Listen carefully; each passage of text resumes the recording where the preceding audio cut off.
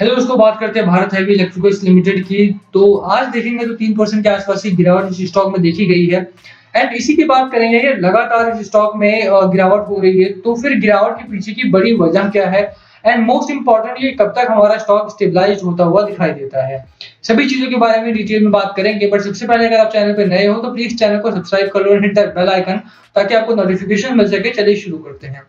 बात Bharat heavy electricals limited की करें तो आप देखोगे तो काफी बढ़िया रैली इस स्टॉक में आ रही थी। और भेल का जो स्टॉक है हमारा वो काफी अच्छा बनता जा रहा था। एक लगातार 5% 10% की रैली इसमें देखी जा रही थी।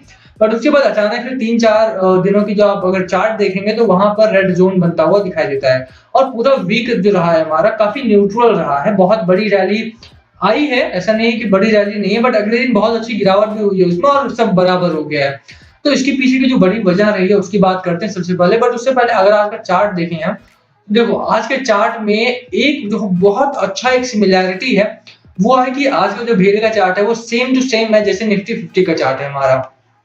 एक स्टेबलाइज्ड ग्रोथ रही है हमारी मॉर्निंग में। बहुत बढ़िया यहाँ पर एक चार्ट दिखाई देखने को मिला। उसके बाद अचानक से ही यहाँ पर गिरावट हुई एंड गिरावट में ही हमारे स्टॉक में स्टॉक बंद हुआ। अब देखते हैं निफ्टी 50 का चार्ट। तो अब निफ्टी 50 का चार्ट में देखोगे तो सेम दिखाई देगा आपको। बहुत बढ़िया यहाँ पर एक तेजी देखने को मिल रही थी, बट अचानक से कुछ हुआ और निफ्टी 50 भी हमारा रेड जोन में 1% के आसपास की गिरावट के साथ बंद होता हुआ दिखाई दिया। तो ओवरऑल जो मार्केट में क्रैश हुआ है ना आज का, वो बड़ा रीजन रहा है जिसकी वजह से जो हमारे भागने वाले स्टॉक है या जिनमें बहुत अच्छी रैली आई थी और उनके बाद दबाव देखने को मिल रहा था, जैसे भेल का स्टॉक हो गया, जैसे पीएनबी हो गया, जैसे वोडाफोन आइडिया हो गया, सुज़लॉन हो गया, इन स्टॉक्स में गिरावट देखने को मिली है आज। उसके पीछे का बड़ा रीजन यही रहा है कि मार्केट में जो वीकनेस मिली है, मार्केट में जो कॉन्फिडेंस ना होना देखा गया है आज के बाजार में, उसने बहुत सारे स्टॉक्स को परेशान किया है। आज जो रैली आई है या तो बड़े स्टॉक्स में आई है या फिर उन स्टॉक्स में आई है जहां पर बहुत बढ़िया खबरें आ रही थी पहले से ही उन स्टॉक्स में देखी गई है। बढ़िया खबरें कौन कौन सी थी? तो आप देखो यार कि यहाँ पर बीपीसीएल को देख लो जैसे।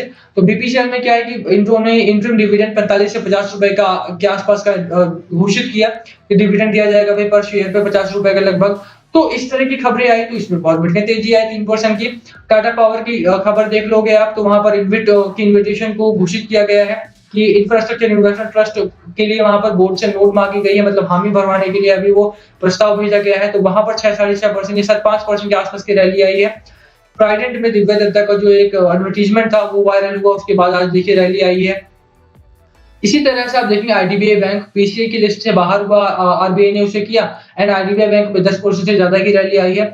तो आज की जो रैली आई है या तो उन स्टॉक्स में आई जिनमें बहुत बड़ी खबर थी या तो बहुत बड़ी स्टॉक्स जिनमें बहुत दिनों से रैली रुकी हुई थी एंड वहां पर एक्सपेक्टेड था कि स्टॉक हमारा भागेगा, उसमें आई है। अदरवाइज जो स्टॉक हमारे गिर रहे थे लगातार 3 से 4 दिनों में, बाजार की वीकनेस को देखते हुए उन स्टॉक्स में भी गिरावट हुई है और उनमें से हमारा स्टॉक भेल भी रहा है। ठीक है, अब करना क्या है यार? देखो गिरावट तो हो गई और बहुत सारे लोग लॉस में भी हो गए क्योंकि ये स्टॉक हमारा काफी ऊपर तक भी गया है।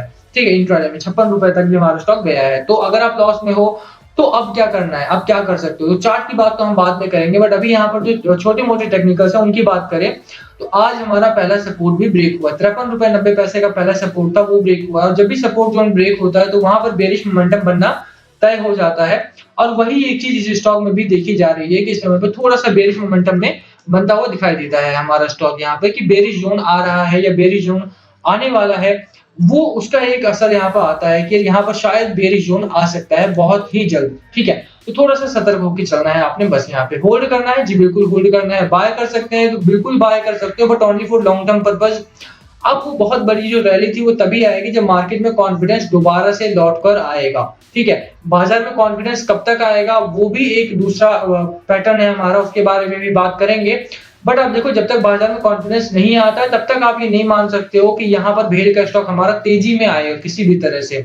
यहाँ पर 2% 3% की रैली एक्सपेक्ट करके चलो आप, बट उसके बाद अगले दिन दूसरे दिन गिरावट की भी उम्मीद करके चलोगे आप तो ही सही रहेगा, क्योंकि यहाँ पर बहुत बड़ी रैली तभी आएगी जैसा मैंने कहा जब यहाँ पर बाजार स्टेबलाइज्ड होगा। ठीक है, तो अब देखते हैं कि यहाँ पर क्या क्या अच्छे पॉइंट्स है हमारे। तो सबसे जो अच्छा पॉइंट है कि डिलीवरी परसेंटेज अभी भी 20% से ज्यादा की डिलीवरी हमारी यहाँ पर हो रही है। और अगर इतनी डिलीवरी भी हमारी बरकरार रहती है तो इसका मतलब है कि स्टॉक में तेजी बनने के पूरे चांसेस हैं और बहुत जल्दी ही हमारा स्टॉक अपने जो लेवल है हमारा 56 रुपए का 57 रुपए का उसके ऊपर भागता हुआ दिखाई देगा बहुत ही जल्द। वो टाइम बहुत जल्दी आएगा तो मार्केट की स्टेबलाइजेशन का भी वेट करना पड़ेगा आपको थोड़ा-सा, एंड डिलीवरी परसेंटेज भी अच्छा है हमारे, धीरे-धीरे करके ये और ऊपर ही जाएगा।